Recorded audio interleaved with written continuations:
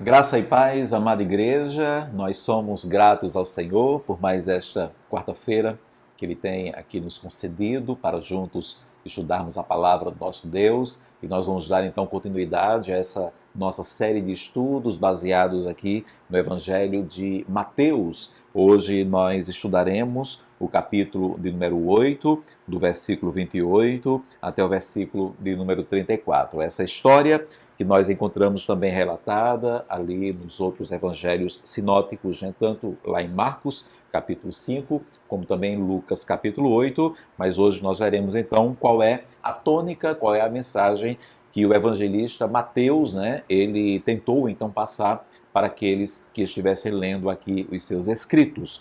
E a palavra diz assim, em Mateus 8, 28 até o 34.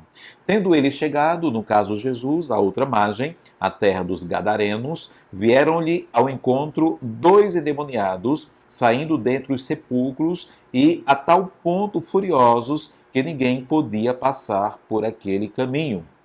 E eis que gritaram: Que temos nós contigo, ó Filho de Deus? Vieste aqui atormentar-nos antes do tempo?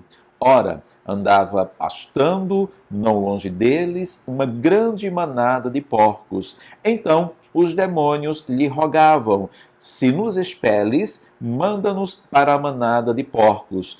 Pois ide, ordenou-lhes Jesus, e eles, saindo, passaram para os porcos, e eis que toda a manada se precipitou despenhadeiro abaixo para dentro do mar, e nas águas pereceram. Fugiram os porqueiros, e chegando à cidade, contaram todas estas coisas e o que acontecera aos endemoniados. Então a cidade toda saiu para encontrar-se com Jesus e, vendo-o, lhe rogaram que se retirasse da terra deles. Amém?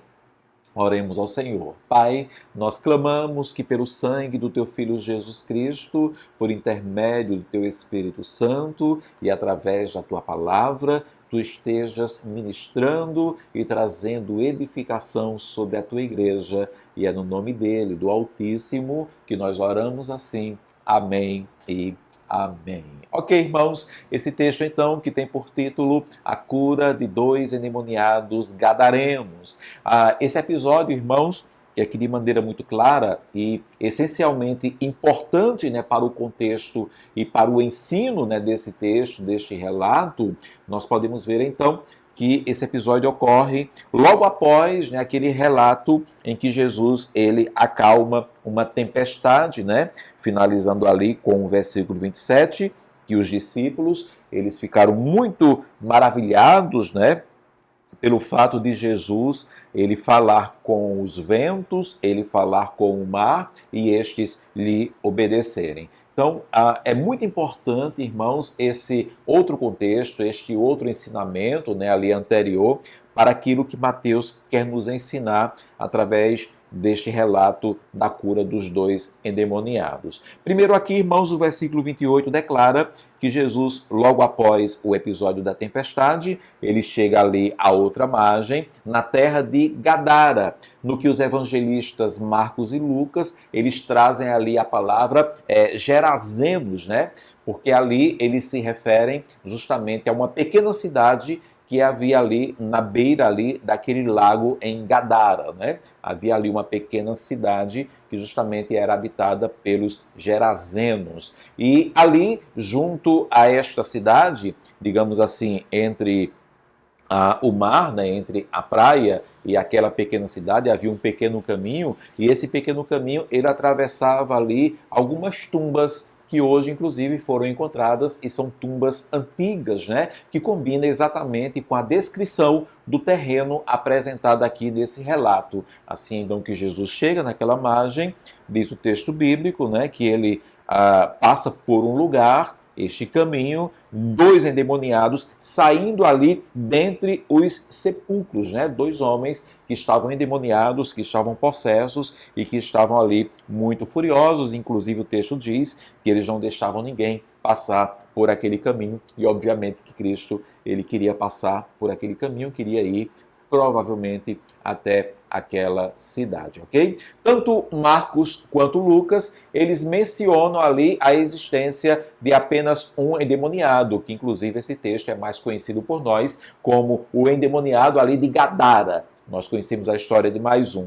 Aqui, irmãos, a explicação que há para isto, né? Por que lá em Marcos e Lucas cita um endemoniado, por que Mateus cita dois, é que fica claro que um desses endemoniados, ele prevalece sobre o outro, né? Ele prevalece, ele aparece mais. Então, justamente é este em que Marcos e Lucas apenas direcionam ali o seu escrito para a mensagem que eles queriam passar. Para a mensagem que Mateus queria transmitir, a presença dos dois endemoniados, então, seria mais interessante, ou aqui, neste caso, eu acredito, não faria diferença alguma a menção dos dois, ok? O versículo 29, então, declara que estes possessos, então, seriam os próprios demônios, né? Falando por intermédio deles, assim que eles encontram a Jesus, eles gritam, né? Que temos nós contigo, e aí eles declaram, ó Filho de Deus, e mais uma vez, e aqui perguntando,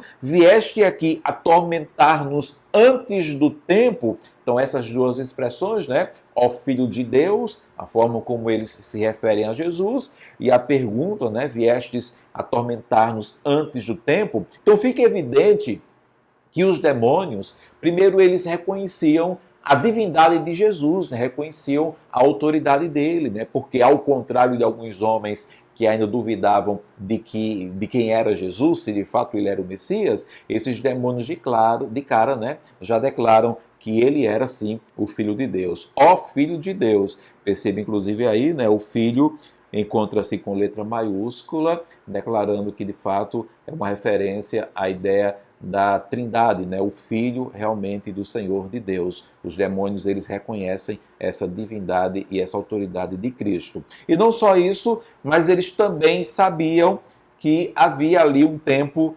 soberanamente, né, divinamente estabelecido para que eles fossem julgados e que Jesus, um dia, ele seria então o próprio juiz, né? Quando eles declaram: viestes atormentar-nos antes do tempo, tipo, ainda não é o fim. Eles conheciam, né, todos os escritos, né, eles sabiam das coisas que iriam acontecer e eles acreditavam nessas profecias. Eles sabiam que um dia chegaria um tempo em que eles seriam de forma soberana, de forma divina, eles seriam julgados e que inclusive aquele Jesus que ali estava, ele seria o próprio juiz. Aqui, irmãos, vale uma nota, né, naquilo que nós já queremos adiantar.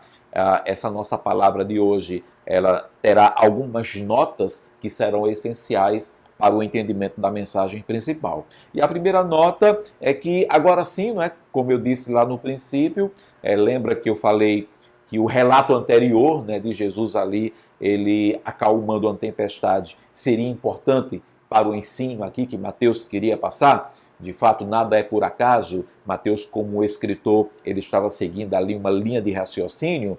No versículo de número 27, do mesmo capítulo 8, logo após Jesus acalmar a tempestade, é dito então que os discípulos, eles ficaram admirados, né? Eles ficaram maravilhados, porque, segundo eles, até o mar e os ventos obedeciam à palavra de Jesus, quando este disse para eles: acalma, né?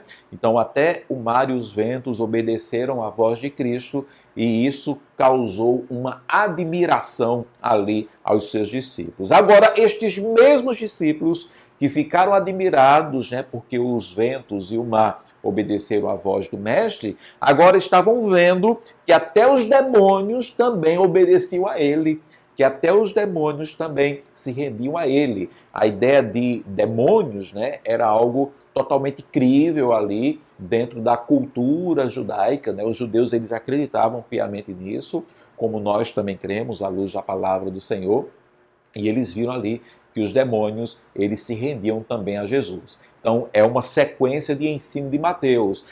Jesus tem poder sobre os ventos, Jesus tem poder sobre o mar, isso causou admiração dos discípulos, e aí, na sequência, quando eles vão para outra margem, eles veem que os demônios também se rendem a ele, não é? Aí aqui, mais uma nota, né? A escatologia, desses demônios, né? Ou seja, a teologia acerca das últimas coisas que eles conheciam, que eles criam, estava correta.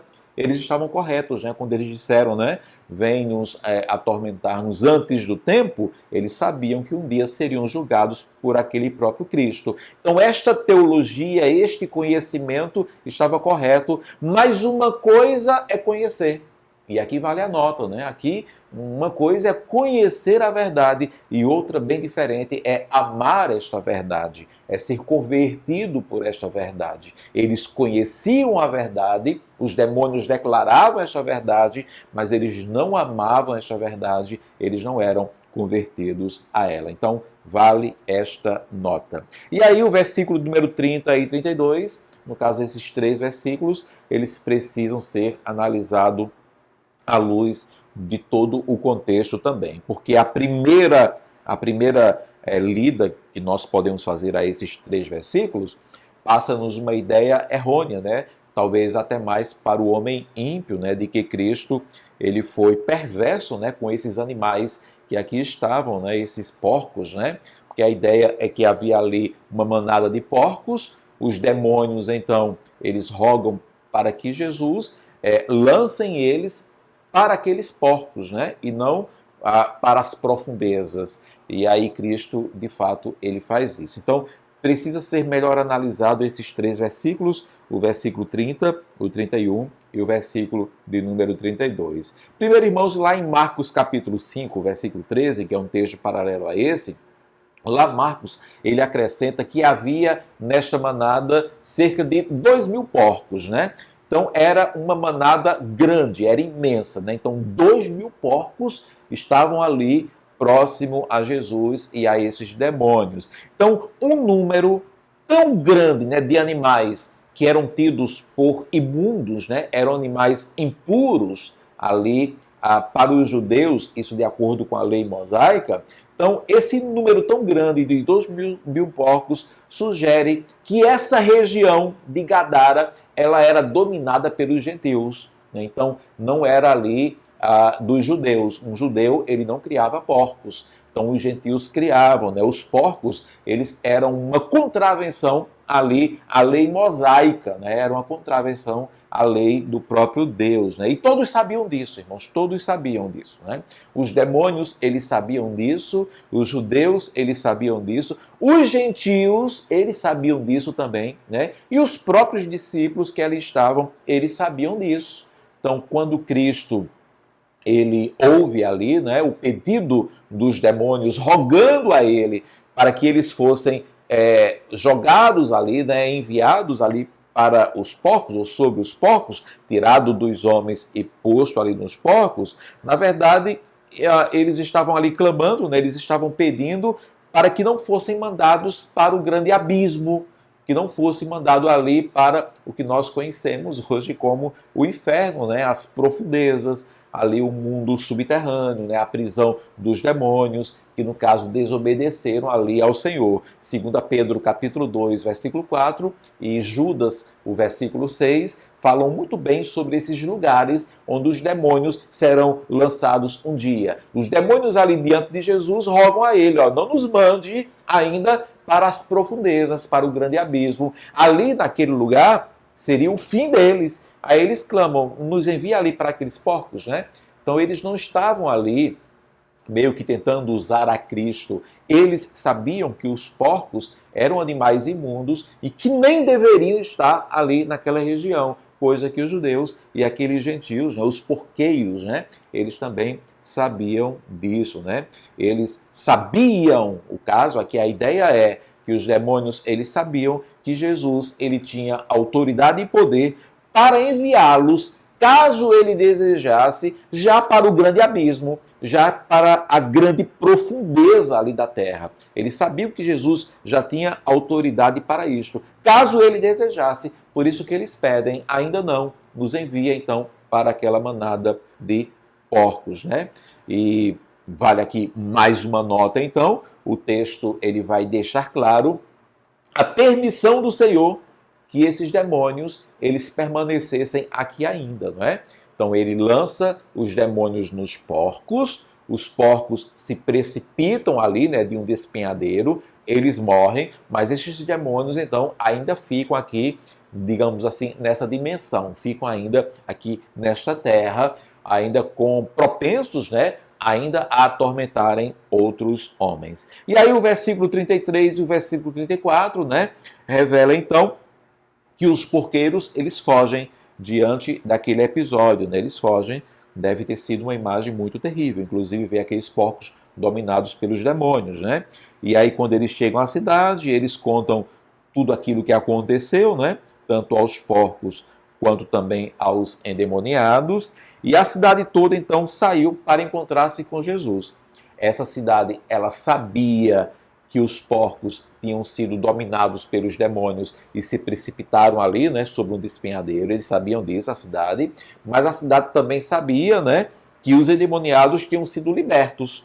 Eles sabiam disso. Inclusive, os textos paralelos deixam bem claro que eles chegam a ver, né, ali o ex-endemoniado, e nós cremos os ex-endemoniados, eles chegam a ver eles. Mas vendo, né, vendo a Jesus, diz o versículo 34, eles rogam para que Jesus ele se retirasse da terra deles. Eles pedem, eles não mandam, mas eles rogam para que Jesus ele fosse embora ali da terra dos Gerazenos, né, da terra de Gadara, né?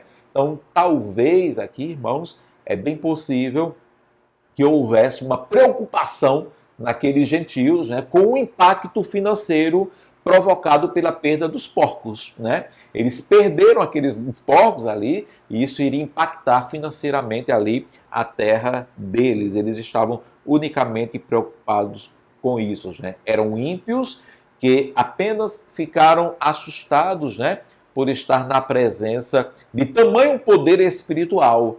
Lá em Marcos capítulo 5, 14 e 15, nós podemos ver isto, né? Eles estavam ali assustados, eles estavam com medo de tamanho poder espiritual. O fato é que, ao invés deles clamarem por Jesus, né, deles inclusive se convencerem, passarem por uma conversão, se livrarem daquelas práticas que inclusive ia de encontro à vontade de Deus, ao invés disto, eles pedem para que Jesus vá embora. Eles viram o poder de Cristo, mas eles pedem para que Jesus vá embora. Então, irmãos, o relato, né, o contexto, traz este ensinamentos para nós. Era basicamente isto que Mateus ele queria ensinar. E se os irmãos bem têm se apercebido, nos últimos tempos, nos últimos anos, a nossa maior preocupação na pregação da palavra é passar unicamente aquilo que o texto quer falar. Aqui, Mateus, ao descrever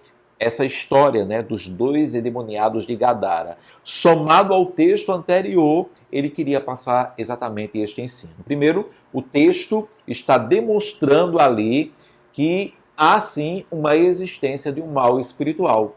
Existem sim, né, ali os demônios, então consequentemente existe o diabo, consequentemente existe seres espirituais malignos que estão ao nosso derredor e eles podem sim possuir, eles podem se atormentar, eles podem sim oprimir, né? Possuir jamais um servo do Senhor, mas oprimir e atormentar sim, eles podem. Então o texto está corroborando com a existência desse mal espiritual. Ele existe. Em segundo lugar, o texto está demonstrando que há uma autoridade de Jesus sobre esses seres.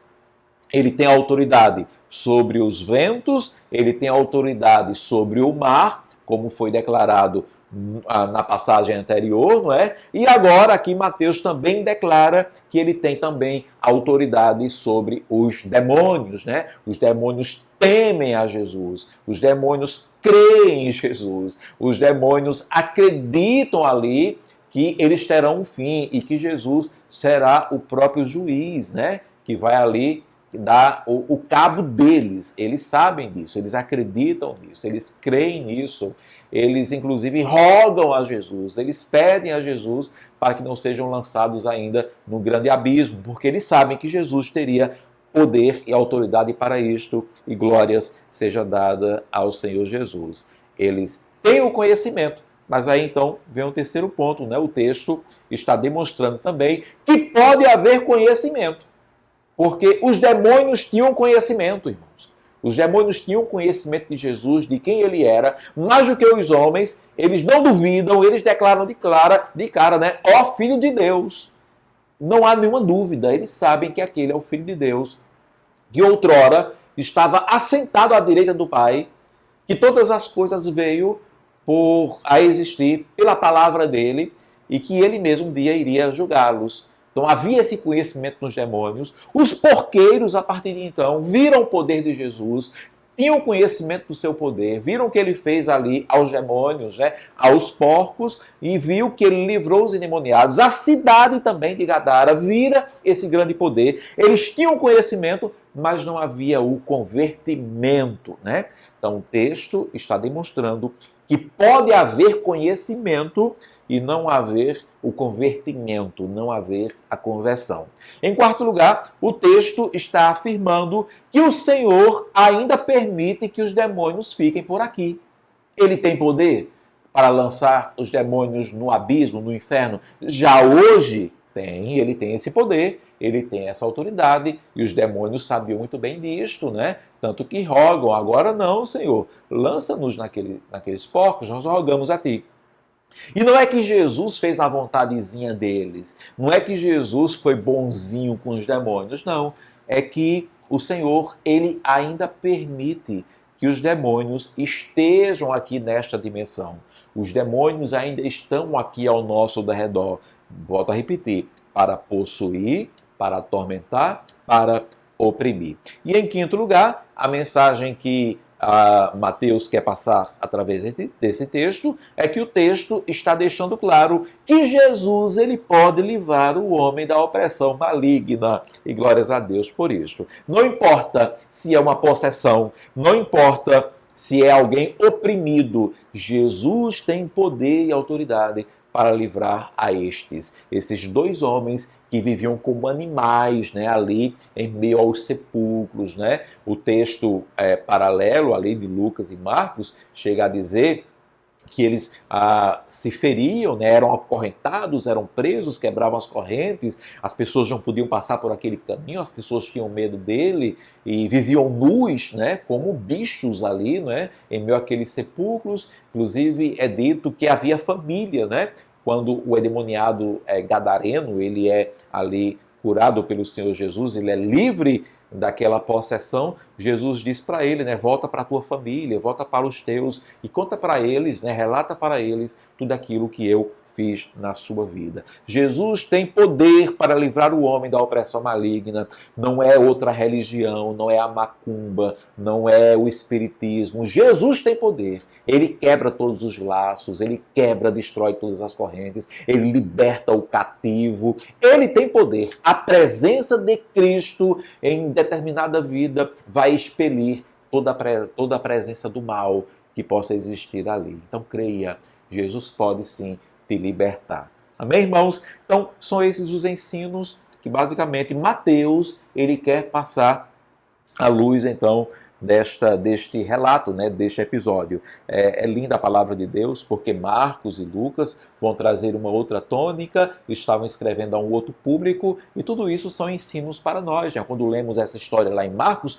quando lemos essa história em Lucas, ali aprendemos outras coisas. Mas aqui, eis este ensino. E eu finalizo aqui então, irmãos, com duas passagens da palavra de Deus. A primeira delas é 1 Pedro, capítulo 5, e o versículo 8, que diz assim: sejam sóbrios e vigilantes, o inimigo de vocês, o diabo, anda em derredor, como leão que ruge, procurando alguém para devorar. Irmãos, o mundo hoje vive esta luta, né?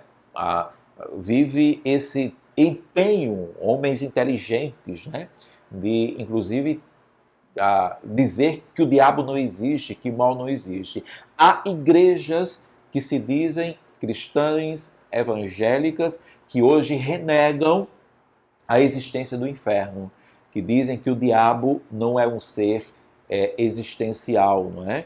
Que não existe esse mal. O homem, ele é o próprio mal. E que no final de tudo, obviamente, que Deus ele jamais lançaria ninguém no inferno. Esta é uma mentira, porque a palavra de Deus declara, estou lendo aqui apenas um versículo dentre tantos, sejam sóbrios e vigilantes, o inimigo de vocês, o diabo, ele anda em derredor como um leão que ruge, procurando alguém para devorar. O diabo existe, os demônios existem, mas detalhe, para que nós possamos vencê-los, seja sóbrio e seja vigilante. Seja sóbrio, ou seja, esteja com a sua mente ligada, esteja ali consciente, tenha noção das coisas, seja inteligente, seja sábio, seja prudente, seja astuto, não haja como um louco, como um bêbado, que parece que não tem controle das suas faculdades mentais, como alguns crentes que estão agindo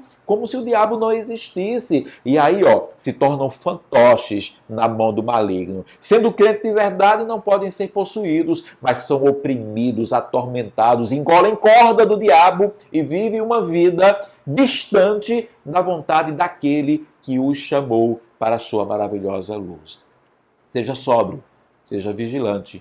O diabo, ele existe, está ao teu redor e ele está ali como um leão que ruge, procurando alguém para devorar. Ele quer destruir a sua vida, ele quer destruir a sua família, ele quer destruir e levar você junto com ele para o inferno. Seja sóbrio, seja vigilante, sabe? Desperta, ó tu que dormes. E Tiago, capítulo 4, versículo 5 ao versículo 7, né? Primeiro eu quero ler o versículo 7.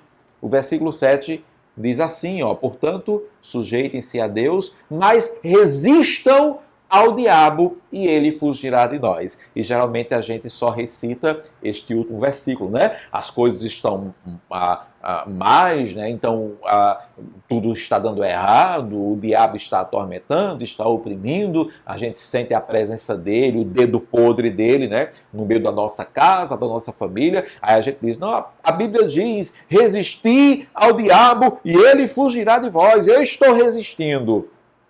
Você tem que ler os versículos anteriores para entender o que é esse resistir ao diabo. Então, o versículo 5 e o versículo 6 e a parte A do versículo 7.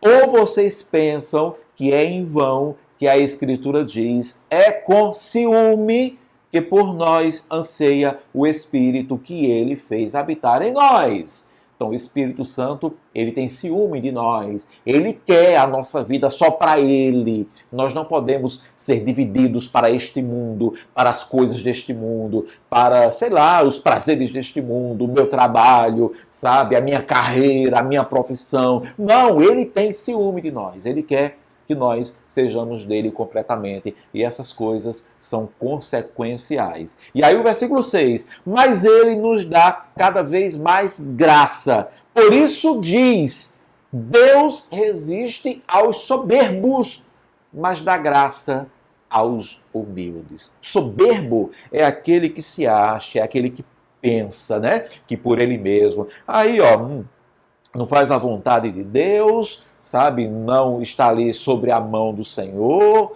e vai agindo, aí distante da vontade de Deus, distante das coisas que Deus ama, que Deus quer, distante do projeto que Deus projetou para a sua vida, distante do papel que Ele quer que você cumpra. Sabe? Soberbo. Soberbo, né? Mas Deus resiste ao soberbo, mas Ele dá graça aos humildes, né? Aqueles que se sujeitam a Ele. Por isso que Ele diz, versículo 7, portanto, sujeitem-se a Deus. Sujeitem-se ao Senhor, na vontade dEle, debaixo da potente mão do Senhor. E aí Ele completa, mas resistam ao diabo e Ele fugirá de vocês. Assim, uma batalha espiritual e só será vencida por estes que pertencem totalmente ao Espírito Santo do Senhor, que não se dividem neste mundo, deixando uma parte para o Espírito Santo. Às vezes um restinho, né, para o Espírito Santo. Então, é por estes que será vencido, por esses que são totalmente do Espírito Santo, por esses que não são soberbos, mas que reconhecem a sua pequenez e que se sujeitam totalmente à vontade de Deus. Estes vão resistir ao diabo e destes o diabo então fugirá. Sede sóbrios e sede vigilantes. O inimigo de vocês, o diabo, ele existe e ele anda ao redor e ele procura, né, alguém que possa então devorar. Este é o ensino de Mateus, capítulo 8, versículo 28, até o versículo de número 34. Ok, irmãos? Que Deus nos abençoe em Cristo Jesus, que Ele nos ajude, que Ele traga este crescimento e que estejamos em todo tempo atentos para este mal que existe, que é real. Mas Jesus é mais, e maior é aquele que está em nós do que aquele que está no mundo. E as portas do inferno não vão prevalecer contra a igreja do Senhor. E ele pode rugir como um leão ao nosso redor, mas ao nosso redor está o leão da tribo de Judá. Mas ao redor de todos, não. Só daqueles que são sóbrios e vigilantes, daqueles que são totalmente do Espírito Santo, daqueles que não são soberbos e que se sujeitam ao Senhor, à sua vontade. Amém? Vamos orar ao nosso Deus. Pai, muito obrigado. Louvado e engrandecido seja o teu santo nome pela tua palavra aqui ministrada e que, de fato, esta palavra do Mateus vem como um alerta para a nossa vida de que o mal existe, ele é real, de que o conhecimento adquirido não significa muita coisa se não trouxer a conversão genuína para a nossa vida. Que em Cristo Jesus nós sejamos mais crentes em Ti do que os próprios demônios o são, Senhor, e que possamos sim ser sóbrios, sermos vigilantes, que possamos pertencer totalmente ao Espírito Santo do Senhor, que não haja soberba em nós e que possamos nos sujeitar a Ti, Senhor. Assim, esta batalha será vencida, Pai, não por nós mesmos, mas pelo Espírito Santo que habita na nossa vida, Pai. Muito obrigado, Senhor, porque em Ti encontramos refúgio, refúgio certo, seguro, Pai, e em Ti e por Ti a vitória será garantida, ela é certa. Muito obrigado, Deus, que a Tua igreja possa despertar para esta verdade, que o bem existe, mas o mal também existe. Que seja assim, Pai, em nome de Cristo Jesus. Amém e amém. Amém, irmãos. Que Deus te abençoe, que o Senhor te proteja e que você, desperta, tá bom? Abre os teus olhos, esteja atento, tá? Que Deus abençoe. Paz.